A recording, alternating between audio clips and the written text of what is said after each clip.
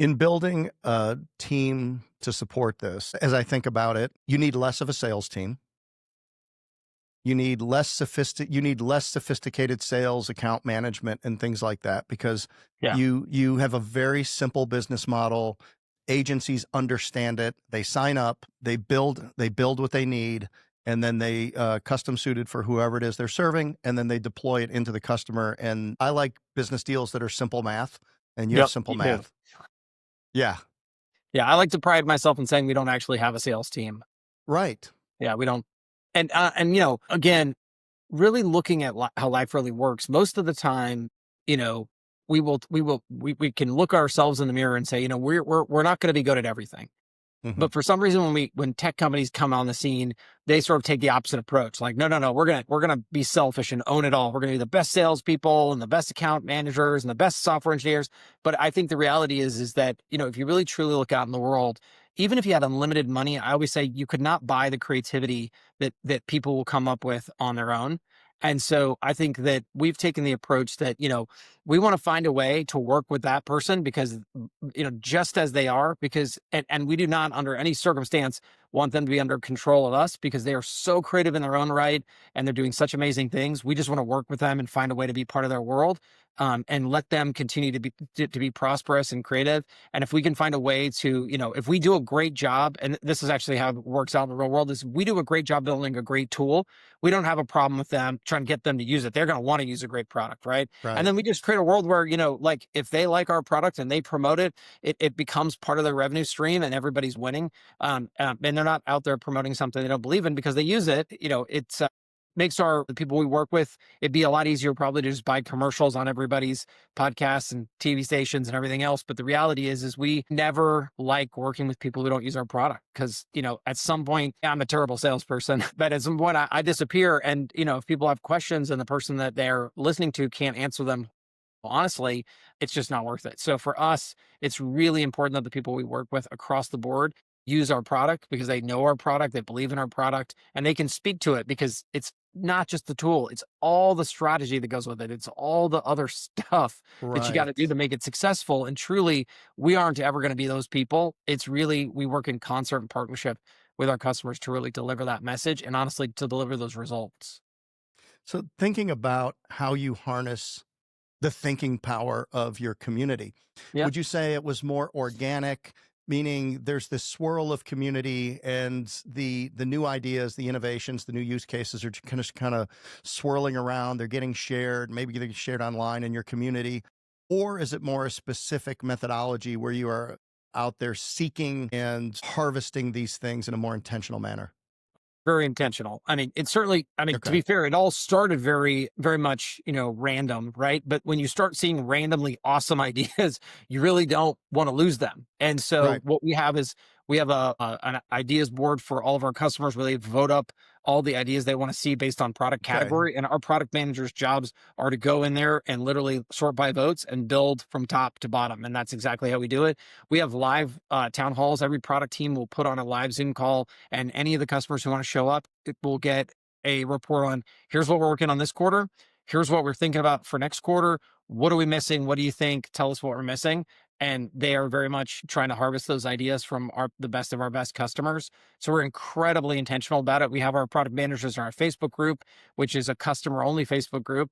And, anytime they see somebody say, I have an issue with this or an idea about that, they'll say, great, here's my booking link, grab a one-on-one call with me. Let's get on and talk about it. Because, again, we know our customers are going to show us the way. They have since we started, and that will always be the case. So our mission is absolutely to go and harvest out the best ideas and make sure that those make it back out into the product for everybody.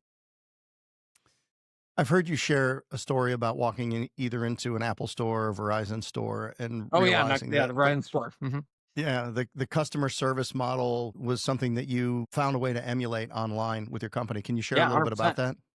Well, yeah, just like every great idea I've ever had, I probably took it from somebody else. One of my, you got to know your strengths and weaknesses. One of my weaknesses, I'm not a very creative person, but man, my strength is I can sure see other people's good ideas a mile away. So, it was really about, yeah, how do you emulate this idea that, so the Verizon story is, walk in, there's somebody there that immediately greets you and checks you in. And while they don't immediately help you, they give you attention. And I think from a human perspective, we all crave attention, and we just want to know that like we're being sort of taken care of at some level. And so I felt like that was such a cool model. And yeah, I had to go wait 30 minutes for somebody to actually come out and help me. But in the meantime, I could do other things. And I knew that, if I want to go around the corner, get a cup of coffee, and then a little buzzer for me. So there's just a lot of positive to it versus some of the other experiences where you just like wait and you like walk around anonymously and hope someone notices you or sees that you're the next person. So I was like, well, how can we do this, and make it as personal as possible? So we did this with Zoom rooms.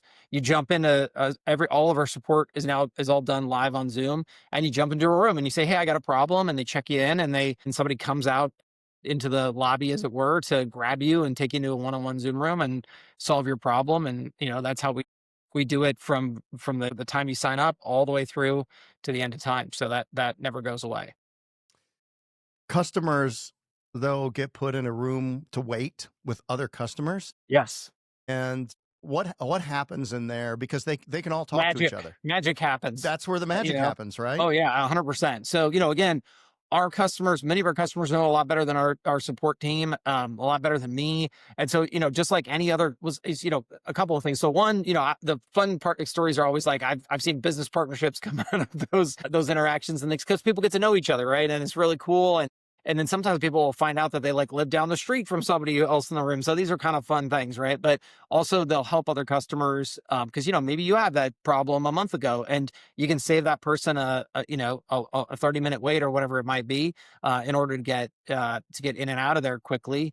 So you get a lot of really awesome. Again, we have very collegiate folks, and so they're very nice to each other. So that they share, they care, and I think everybody's better off for it. But yeah, if it just so happens that nobody in the room can randomly help you, we'll always have a team there to help you 24/7, 365.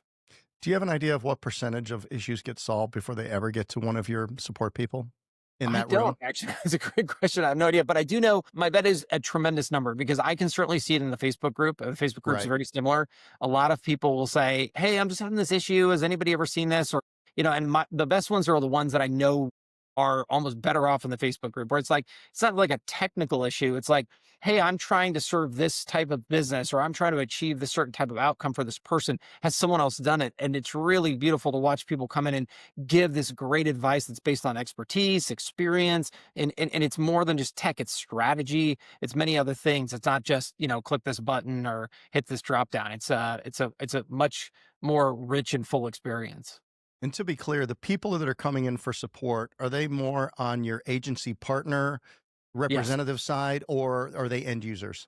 No, I mean, we support our customers, and our customers are the agencies, or we have a Okay. group we call SaaSpreneurs who, aren't traditional agencies, where we've sort of taught them to go out, because another big part is the ability to white label and resell HighLevel. So we have a Right. lot of people who go and do that. And so again, we support them and they support the end customer, because again, our belief, and my belief is unwavering on this.